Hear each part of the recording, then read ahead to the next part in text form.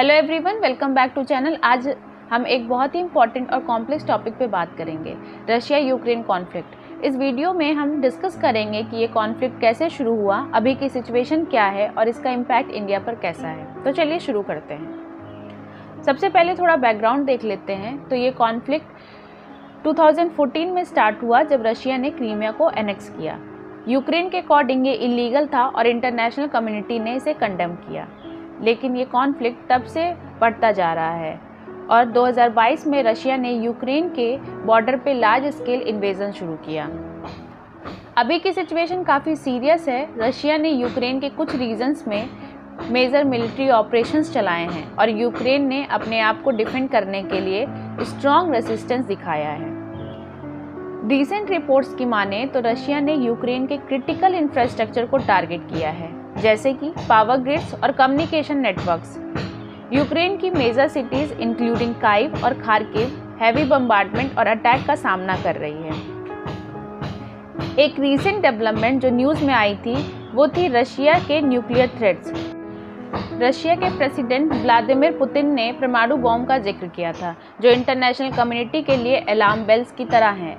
ये threat mostly strategic और psychological warfare के पार्ट हैं, लेकिन ग्लोबल सेफ्टी कंसर्न को लेकर ये एक सीरियस इशू है। तो ये वॉर क्यों, कैसे शुरू हुआ? मेनली टेरिटोरियल डिस्प्यूट्स और जियोपॉलिटिकल टेंशन की वजह से हुआ। यूक्रेन के वेस्टर्न ओरिएंटेशन और नाटो के साथ क्लोजर टाइज ने रशिया को थ्रेटन किया। रशिया ने अपने नेशनल सिक्योरिटी और इन्फ्लुएंस को प्रोटेक्ट करने के लिए एग्रेसिव स्टांस अडॉप्ट किया। ये वॉर एक कॉम्प्लेक्स मिक्स है हिस्टोरिकल ग्रीवियंसेस, रीजनल एम्बिशंस और इंटरनेशनल पॉलिटिक्स का।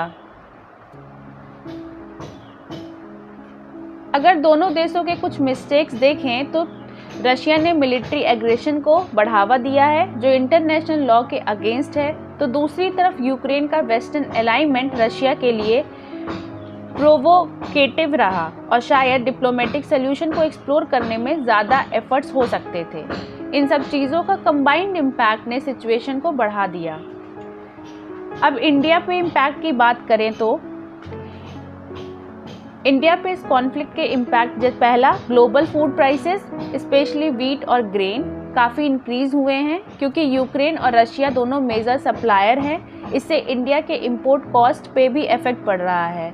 दूसरा, जियोपॉलिटिकल टेंशन और सैंक्शंस के बावजूद इंडिया का स्टैंड न्यूट्रल रहा है, लेकिन इकोनॉमिक और डिप्लोमेटिक रिप्रिकॉशंस को हैंडल करना इम्पॉर्टेंट है।